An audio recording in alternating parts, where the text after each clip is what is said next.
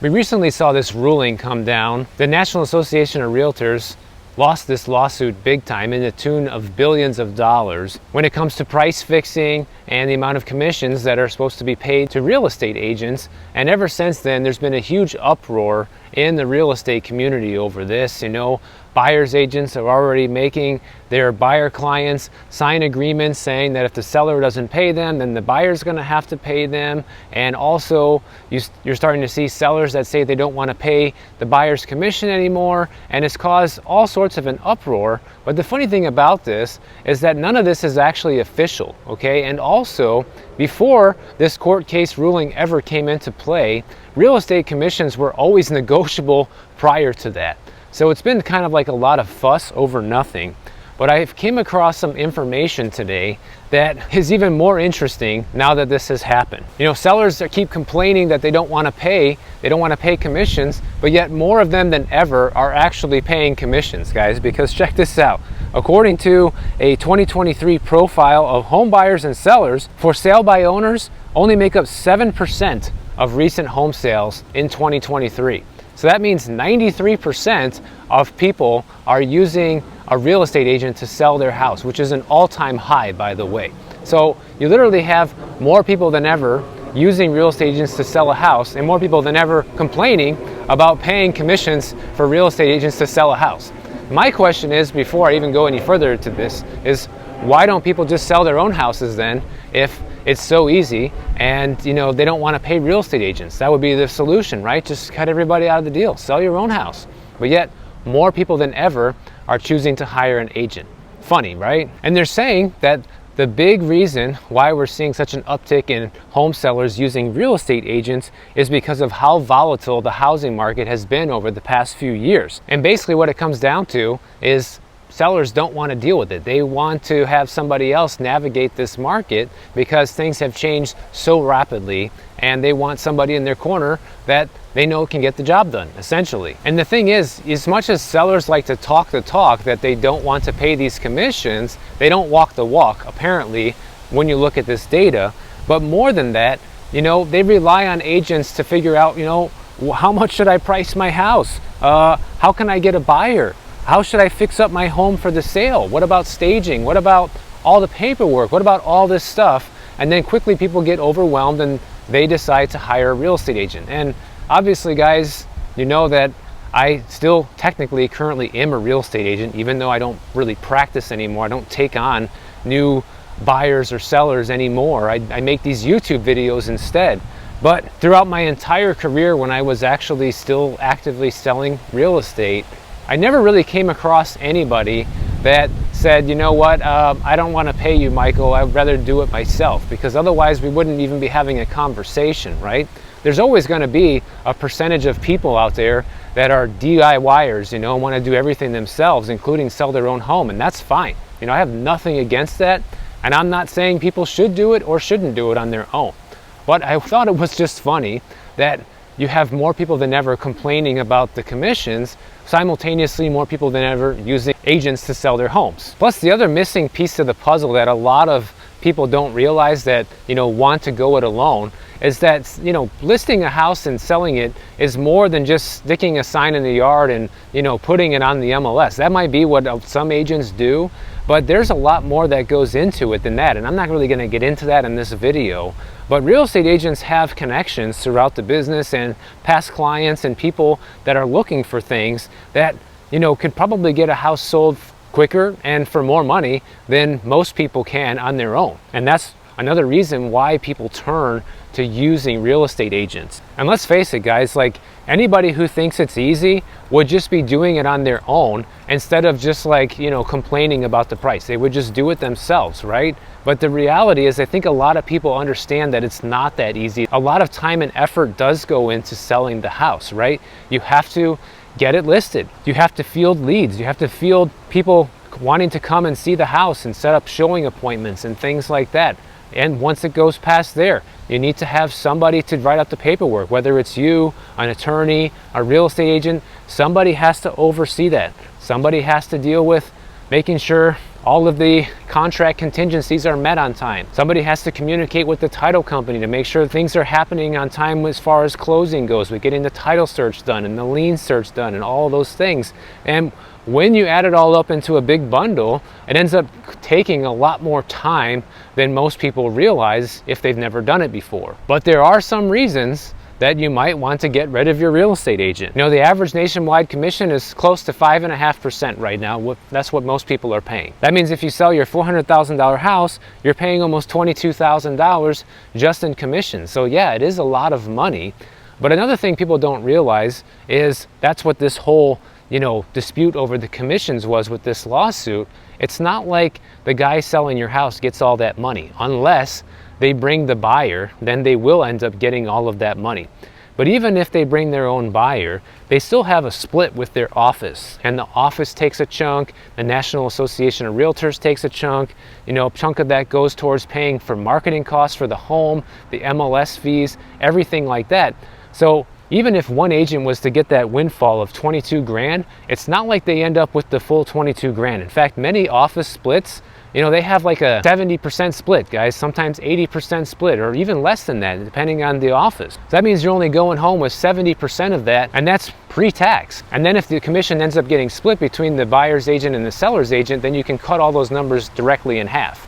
Here we have a house for rent at $6,500 a month. Big deal. Who can't afford that, right?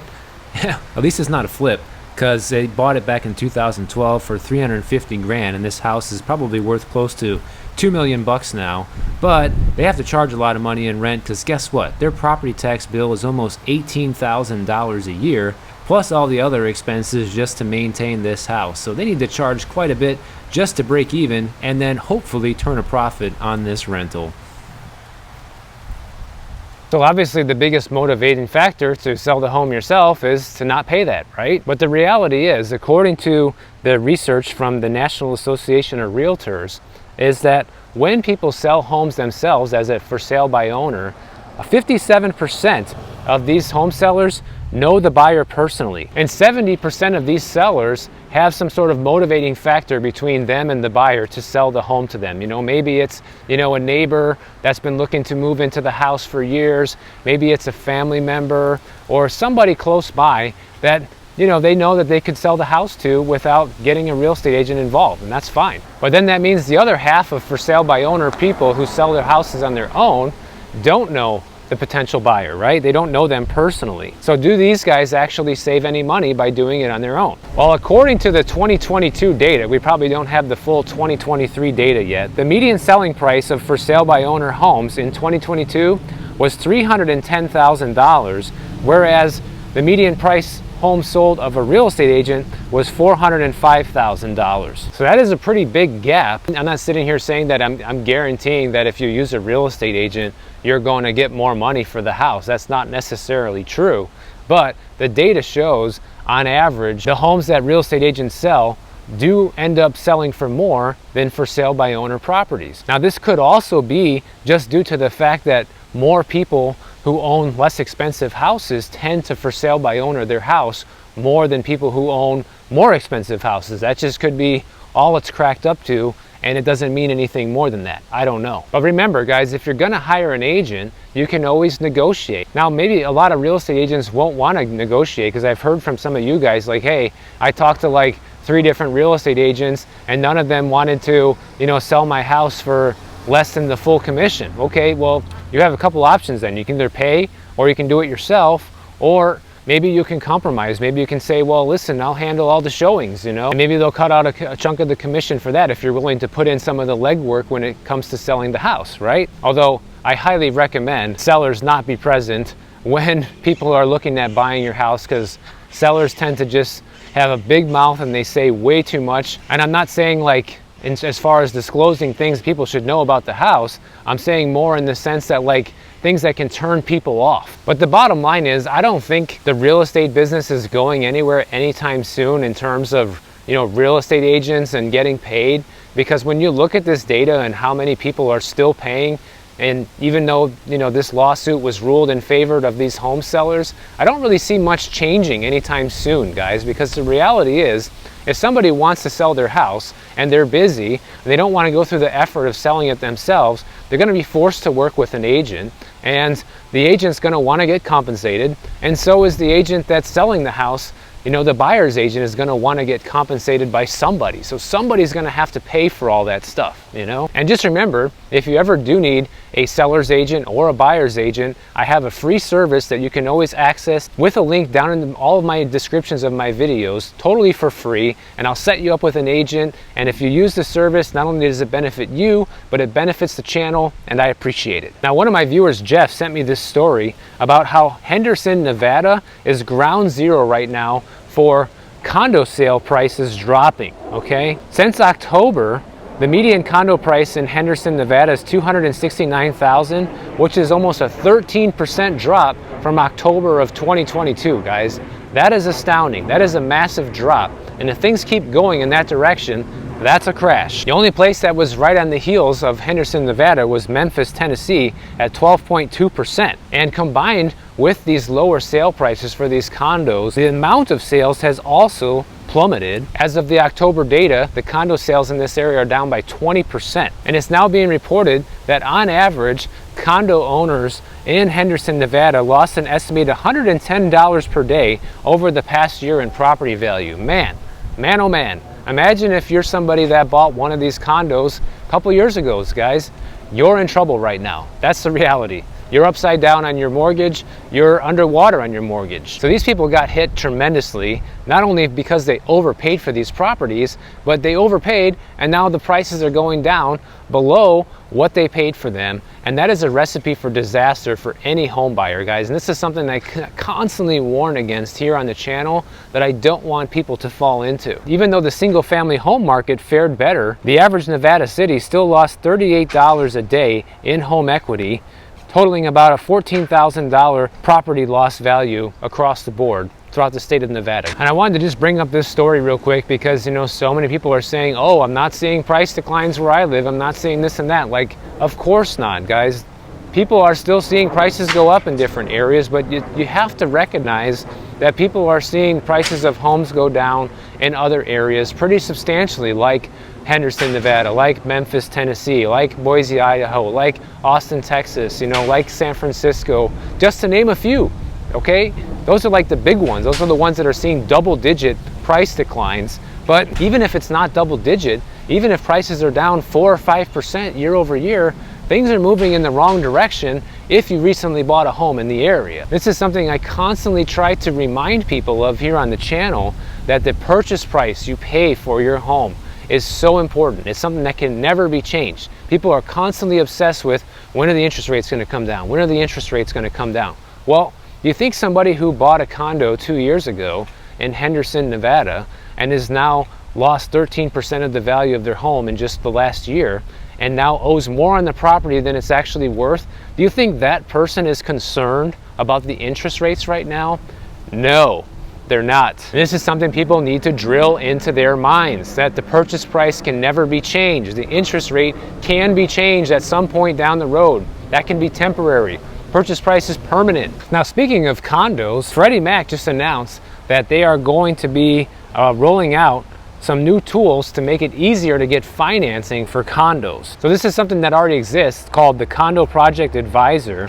And under this new system, lenders can determine whether a specific finance loan to purchase a condo meets Freddie Mac guidelines, and it will only take just a few minutes. Typically, condos are traditionally kind of difficult to finance because each condo's financial situation and the amount of owner-occupied units and bylaws of the condo associations can be vastly different, and therefore there's never been a one-size-fits-all when it comes to financing a condo. Some are easy to finance, Some are impossible to finance and you have to pay cash. So they're saying if condos can get granted a certified status for the building, it can make it streamlined and very easy for people to get mortgages in these buildings moving forward. If you thought the last rental was expensive, this one wants $8,900 a month, and it's a brand new rental. They literally just listed it a few days ago, and it's also not a flip. They bought it back in 2013 for $460 grand.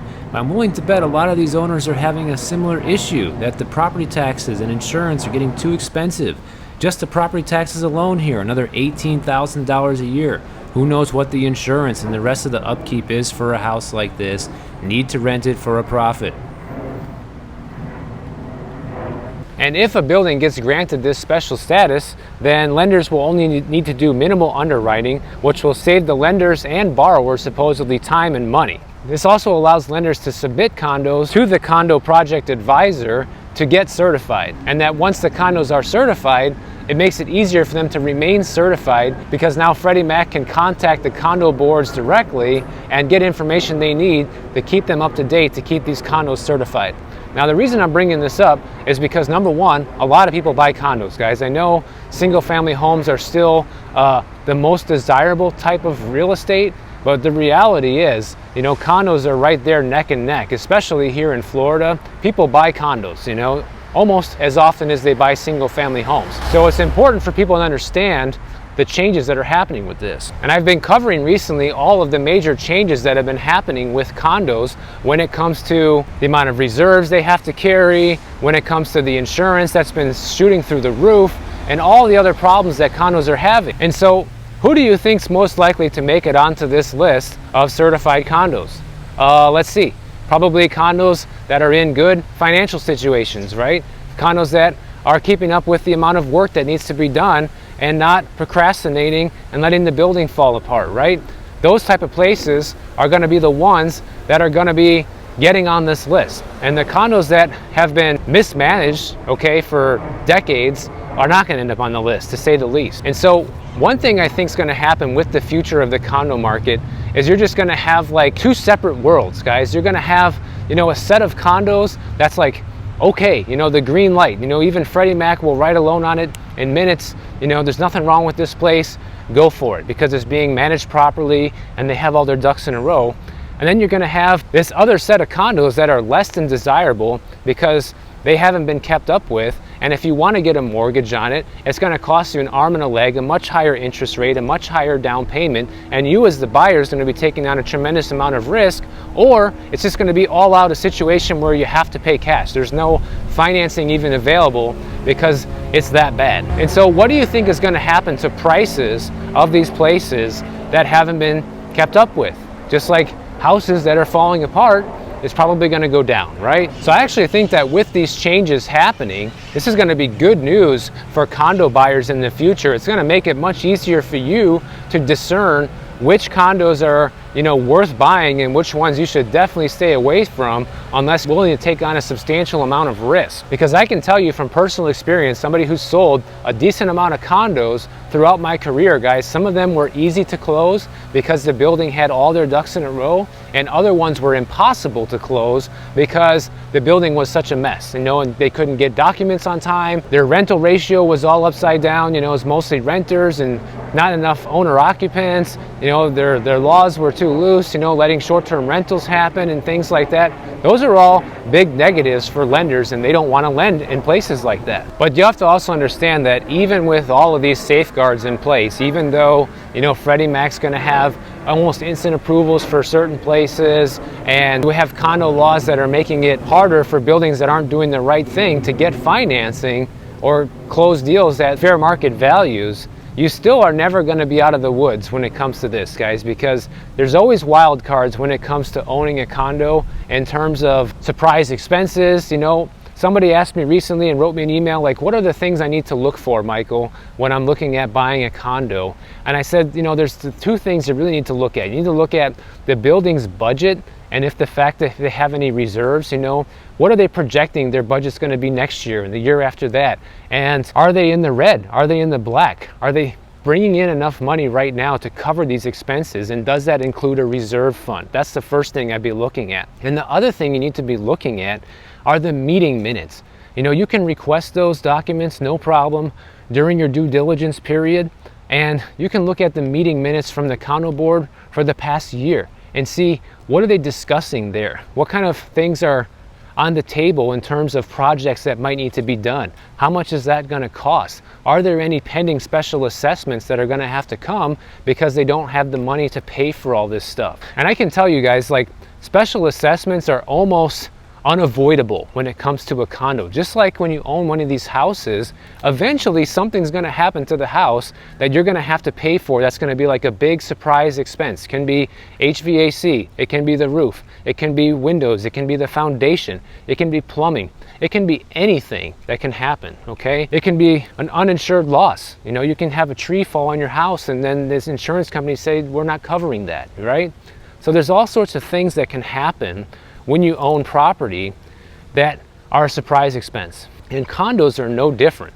But at least with the meeting minutes and looking at the budget and looking at how the building's doing financially, you can get a pretty good idea if there's going to be a special assessment coming, how much is it going to cost, as well as what other type of future repairs might need to happen, which can give you an idea of how many more special assessments may need to come in the future and how much more the HOA dues might need to increase due to expenses of the building rising. But the bottom line is you can do your best amount of due diligence and the place can look like gold on paper, and then the month after you buy it, bang, something surprise can happen to the building and now there's going to be a new special assessment that you didn't anticipate. Same thing can happen with a house, guys. That's the funny thing. Like, people villainize and demonize condos for that, but the same things happen with houses, and it can actually cost you way more with houses, because at least with the condo, you only have to pay your portion, right? With a house, you're stuck paying the full bill. And also, buying condos is typically a lot cheaper than buying a single family home.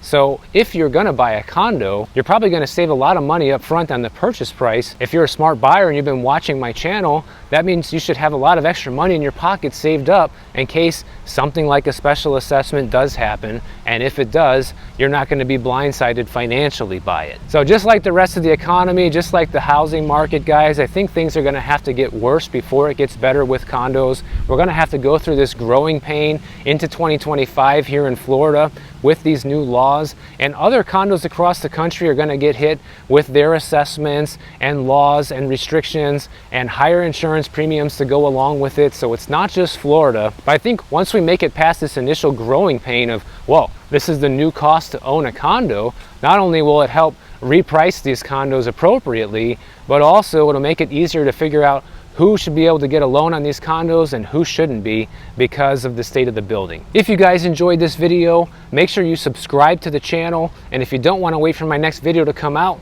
check out this one on the screen right over here, and I'll see you in the next one.